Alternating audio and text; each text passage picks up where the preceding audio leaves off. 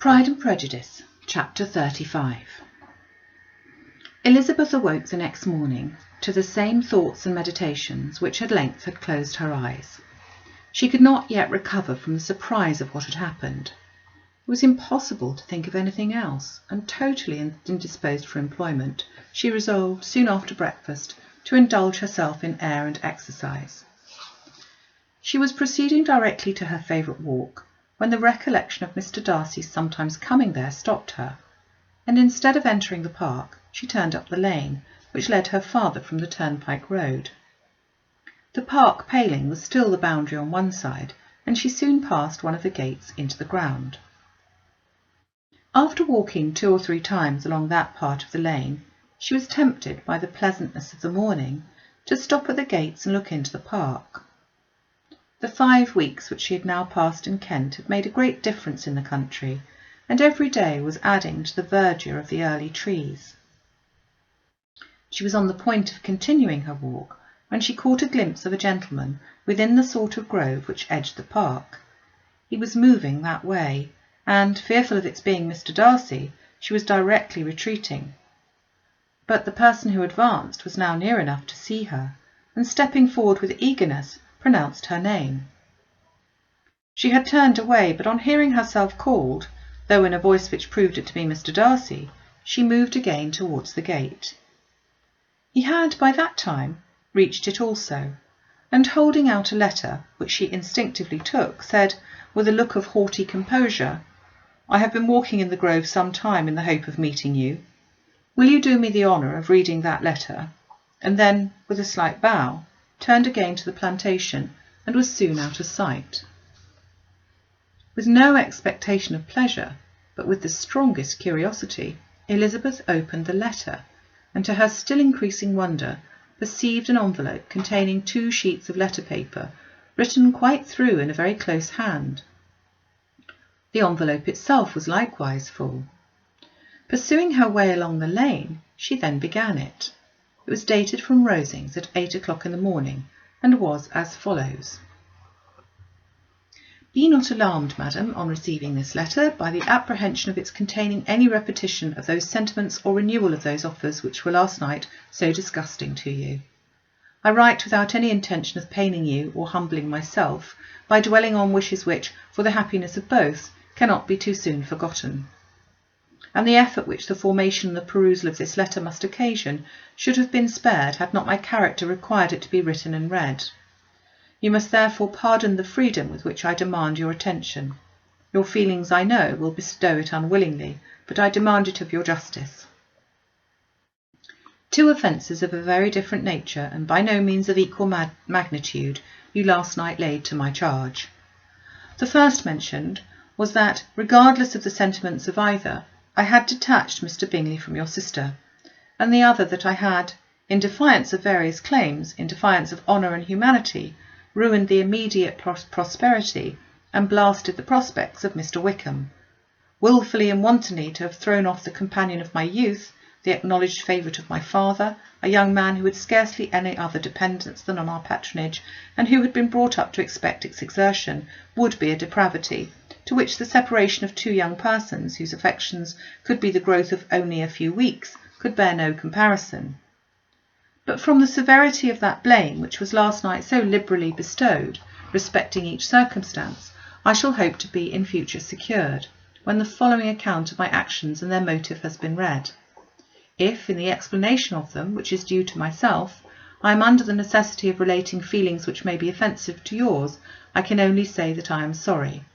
The necessity must be obeyed, and further apology would be absurd. I had not been long in Hertfordshire before I saw, in common with others, that Bingley preferred your elder sister to any other woman in the country. But it was not till the evening of the dance at Netherfield that I had any apprehension of his feeling a serious attachment. I had often seen him in love before. At that ball, while I had the honour of dancing with you, I was first made acquainted by Sir William Lucas's accidental information that Bingley's attentions to your sister had given rise to a general expectation of their marriage. He spoke of it as a certain event, of which the time alone could be undecided. From that moment I observed my friend's behaviour attentively, and I could then perceive that his partiality for Miss Bennet was beyond what I had witnessed in him before. Your sister I also watched. Her look and manners were open, cheerful, and engaging as ever, but without any symptom of peculiar regard, and I remained convinced from the evening's scrutiny that though she received the attentions with pleasure, she did not invite them by any participation of sentiment. If you have not been mistaken here, I must have been in error. Your superior knowledge of your sister must make the latter probable. If it be so, if I have been misled by such error to inflict pain on her, your resentment has not been unreasonable.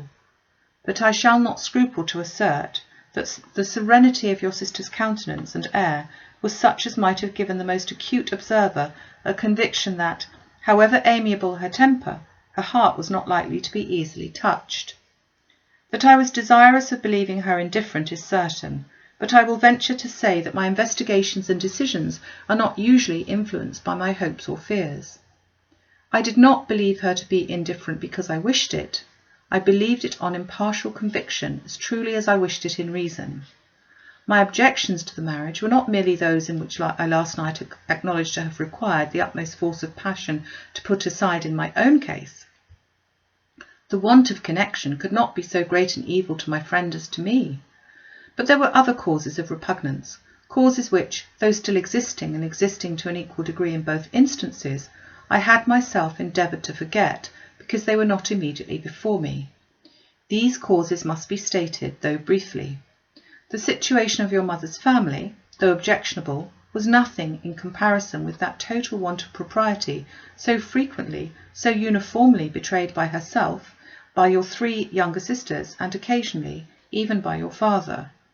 Pardon me, it pains me to offend you, but amidst your concerns for the defects of your nearest relations, and your displeasure at this representation of them, let it give you consolation to consider that, to have conducted yourselves so as to avoid any share of the like censure, is praise no less generally bestowed on you and your eldest sister than it is honourable to the sense and disposition of both.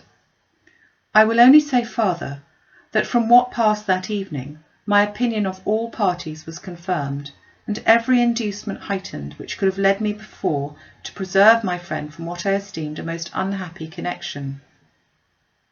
He left Netherfield for London on the day following, as you, I am certain, remember, with the design of soon returning. The part which I acted is now to be explained. His sister's uneasiness had been equally excited with my own. Our coincidence of feeling was soon discovered, and alike sensible that no time was to be lost in detaching their brother, we shortly resolved on joining him directly in London. We accordingly went, and there I readily engaged in the office of pointing out to my friend the certain evils of such a choice. I described and enforced them earnestly. But however this remonstrance might have staggered or delayed his determination, I do not suppose that it ultimately would have prevented the marriage, had it not been seconded by the assurance which I hesitated not in giving of your sister's indifference. He had before believed her to return his affection with sincere, if not with equal, regard. But Bingley has great natural modesty, with a stronger dependence on my judgment than on his own. To convince him, therefore, that he had deceived himself was no very difficult point. To persuade him against returning into Hertfordshire, when that conviction had been given, was scarcely the work of a moment. I cannot blame myself for having done thus much. There is but one part of my conduct in the whole affair on which I did not reflect with satisfaction. It is that I condescended to adopt the measures of art so far as to conceal from him your sister's being in town. I knew it myself, and it was known to Miss Bingley, but her brother is even yet ignorant of it. That they might have met without ill consequence is perhaps probable, but his regard did not appear to me enough extinguished for him to see her without some danger. Perhaps this concealment, this disguise, was beneath me. It is done, however, and it was done for the best. On this subject I have nothing more to say, no other apology to offer. If I have wounded your sister's feelings, it was unknowingly done, and though the motives which governed me may to you very naturally appear insufficient, I have not yet learnt to condemn them. With respect to that other more weighty accusation of having injured Mr Wickham, I can only refute it by laying before you the whole of his connection with my family. Of what he has particularly accused me I am ignorant, but of the truth of what I shall relate I can summon more than one witness of undoubted veracity. Mr Wickham is the son of a very respectable man, who had for many years the management of all the Pemberley estates, and whose good conduct in the discharge of his trust naturally inclined my father to be of service to him. And on George Wickham, who was his godson, his kindness was therefore liberally bestowed. My father supported him at school and afterwards at Cambridge, most important assistant, as his own father, always poor from the extravagance of his wife, would have been unable to give him a gentleman's education. My father was not only fond of this young man's society, whose manners were always engaging, he had also the highest opinion of him, and hoping the church would be his profession, intended to provide him in it. As for myself, it is many, many years since I first began to think of him in a very different manner. The vicious propensities, the want of principle, which he was careful to guard from the knowledge of his best friend, could not escape the observation of a young man of nearly the same age with himself, and who had opportunities of seeing him in unguarded moments, which Mr Darcy could not have. Here again I shall give you pain, to what degree you can only tell, but whatever may be the sentiments which Mr Wickham has created, a suspicion of their nature shall not prevent me from unfolding his real character. It adds even another motive. My excellent father died about 5 years ago, and his attachment to Mr Wickham was to the last so steady that in his will he particularly recommended it to me to promote his advancement in the best manner that his profession might allow, and if he took orders, desired that a valuable family living might be his as soon as it became vacant. There was also a legacy of £1,000.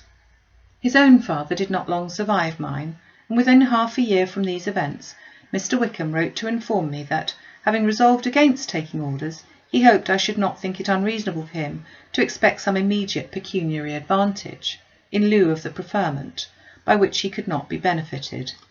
He had some intention, he added, of studying the law, and I must be aware that the interest of £1,000 would be a very insufficient support therein. I rather wished than believed him to be sincere, but at any rate was perfectly ready to accede to his proposal. I knew that Mr Wickham ought not to be a clergyman. The business was therefore soon settled. He resigned all claim to assistance in the church, were it possible that he could ever be in a situation to receive it, and accepted in return £3,000. All connection between us now seemed dissolved. I thought too ill of him to invite him to Pemberley or admit his society in town. In town I believe he chiefly lived, but his studying the law was a mere pretence, and now being free from all restraint, his life was a life of idleness and dissipation. For about 3 years I heard little of him, but on the decease of the incumbent of the living which had been designed for him, he applied to me again by letter for the presentation. His circumstances, he assured me, and I had no difficulty in believing it, were exceedingly bad. He had found the law a most unprofitable study, and was now absolutely resolved on being ordained, if I would present him to the living in question, of which he trusted there could be little doubt, as he was well assured that I had no other person to provide for, and could not have forgotten my revered father's intentions. You will hardly blame me for refusing to comply with this entreaty, or for resisting every repetition of it.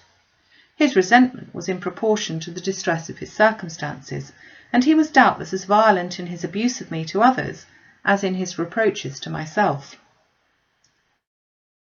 After this period, every appearance of acquaintance was dropped.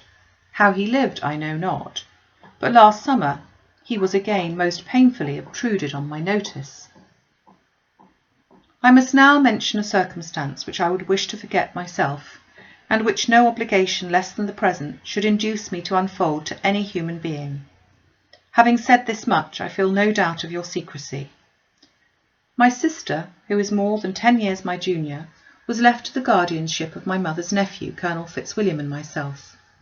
About a year ago she was taken from school and an establishment formed for her in London, and last summer she went with the lady who presided over it to Ramsgate. and thither also went Mr Wickham, undoubtedly by design, for there proved to have been a prior acquaintance between him and Miss Young, in whose character we were most unhappily deceived. And by her connivance and aid he so far recommended himself to Georgiana, whose affectionate heart retained a strong impression of his kindness to her as a child, that she was persuaded to believe herself in love, and consent to an elopement. She was then but 15, which must be her excuse, and after stating her imprudence, I am happy to add that I owed the knowledge of it to herself. I joined them unexpectedly a day or two before the intended elopement, and then Georgiana, unable to support the idea of grieving and offending a brother whom she almost looked up to as a father, acknowledged the whole to me. You may imagine what I felt and how I acted. Regard for my sister's credit and feelings prevented any public exposure, but I wrote to Mr Wickham, who left the place immediately, and Mrs Young, who was of course removed from her charge.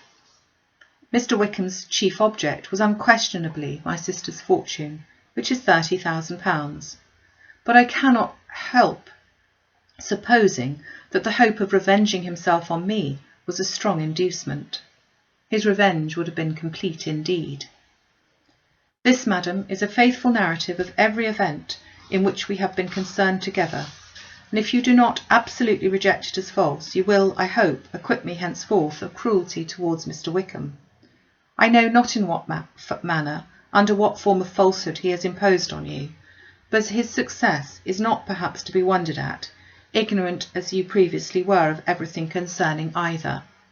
Detection could not be in your power, and suspicion certainly not in your inclination. You may wonder why all this was not told you last night, but I was not then master enough of myself to know what I could or ought to be revealed.